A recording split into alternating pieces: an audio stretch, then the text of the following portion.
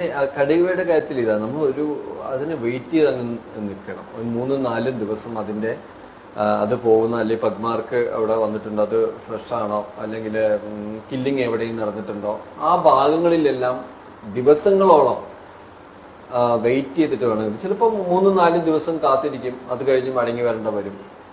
നമ്മൾ വിഷമത്തോടെ ആയിരിക്കും. പിന്നെ 10-45,000 രൂപയുടെ ചിലവാക്കിയിട്ടായിരിക്കും ചിലപ്പോൾ പലവിടെയും നമ്മൾ യാത്ര ചെയ്യുന്നത്. അപ്പൊ പോയി വരുമ്പോൾ ഒന്നും കിട്ടാതെ വന്നിട്ടുമുണ്ട്.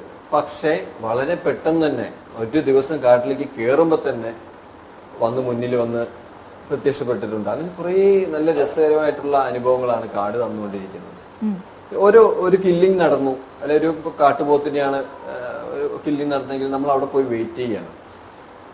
ഇന്ന് വരും, അല്ലെങ്കിൽ വൈകിട്ട് വരും, അല്ലെങ്കിൽ നാളെ വരും എന്നുള്ള, അത് കഴിക്കാൻ വരും എന്നുള്ള പ്രതീക്ഷയോടെയാണ് പിന്നെ നമ്മൾ അവിടെ അതൊരു എക്സൈറ്റ്മെന്റ് ആണ്. വരും വരും എന്നുള്ള പ്രതീക്ഷയിലാണ് നമ്മളിങ്ങനെ അവിടെ നിൽക്കുന്നത്.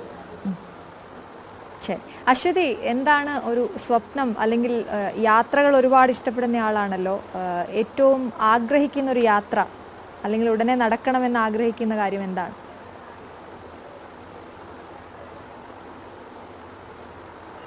യാത്രകൾ ഒരുപാട് സ്നേഹിക്കുന്നു, പ്രത്യേകിച്ച് വൈൽഡ് ലൈഫ് ഫോട്ടോഗ്രാഫി, വന്യമൃഗങ്ങളെല്ലാം കാണണം എന്ന് ആഗ്രഹിക്കുന്ന എല്ലാവരും ആഗ്രഹിക്കുന്ന ഒരു ഇത് തന്നെയാണ്. എൻ്റെ വളരെ ചെറുപ്പം തൊട്ടുള്ള ഒരു ആഗ്രഹമാണ് മാസൈ മാരയിൽ പോവുക എന്നുള്ളത്. അത് ഏറ്റവും കൂടുതൽ എന്താന്ന് വെച്ചാൽ എനിക്ക് കിട്ടിയ ജീവിത പങ്കാളിയുടെയും ആഗ്രഹം അത് തന്നെയാണ് എന്ന് കല്യാണത്തിന് ശേഷം അറിഞ്ഞപ്പോൾ വളരെ സന്തോഷം തോന്നി.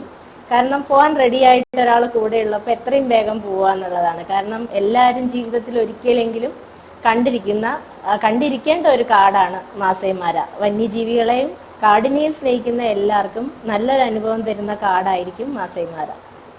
മഹേഷ്, എന്നാണ് അശ്വതിയും കൂട്ടി അങ്ങോട്ടേക്ക് പോകുന്നത്? യാത്ര പ്ലാൻ ചെയ്തോ? ഈ വർഷം തന്നെ ഉണ്ടാവും. കഴിഞ്ഞ വർഷം ഞങ്ങൾക്കൊരു പോകാൻ കഴിഞ്ഞില്ല. അച്ഛന് ആരോഗ്യ പ്രശ്നങ്ങളൊക്കെ ആയിട്ട് ഞങ്ങൾ ഹോസ്പിറ്റലും അങ്ങനെയൊക്കെ ആയി, അത് മാറ്റിവെക്കേണ്ട വന്നു. പക്ഷെ ഈ വർഷം ഉടനെ തന്നെ ഞങ്ങൾ കാല് കുത്തിയിരിക്കും എന്നുള്ളൊരു തീരുമാനത്തിലേക്ക് എത്തിയിട്ടുണ്ട്. വലിയ സന്തോഷമാണ് കേൾക്കുമ്പോൾ. ഈ കാട്ടിലേക്ക് പോകുമ്പോൾ ഈ പറഞ്ഞ പോലെ ആരോഗ്യം വളരെ നന്നായിട്ട് നോക്കണമല്ലോ, അല്ലെ?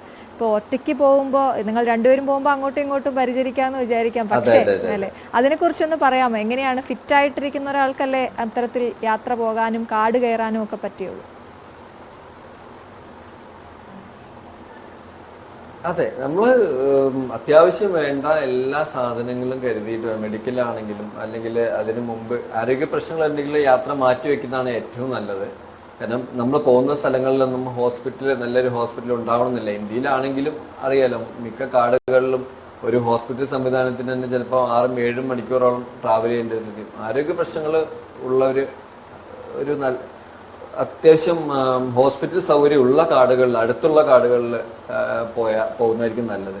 പിന്നെ ഇങ്ങനെ പോകുമ്പോൾ മെഡിക്കൽ ചെക്കപ്പുകൾ, അല്ലെങ്കിൽ നമുക്ക് വേണ്ട മരുന്നുകളും എല്ലാം, അല്ലെങ്കിൽ നല്ല പോഷക ആഹാരങ്ങളും കയ്യിൽ നമ്മൾ എക്സ്ട്രാ അവിടെ കിട്ടും, എന്നാലും കയ്യിൽ കരുതി വേണം നമ്മൾ യാത്ര ചെയ്യാൻ. ശരി, അപ്പോൾ എന്തായാലും രണ്ടുപേരും ഞങ്ങൾക്ക് അതിഥിയായി എത്തിയതിന് വളരെയധികം നന്ദി. ഒപ്പം നിങ്ങളുടെ സ്വപ്നയാത്ര അത് ഉടനെ നടക്കട്ടെ എന്ന് ഞങ്ങളും കൂടി പ്രാർത്ഥിക്കുകയാണ്, ആശംസിക്കുകയാണ്. എല്ലാവിധ ആശംസകളും. Thank you so much.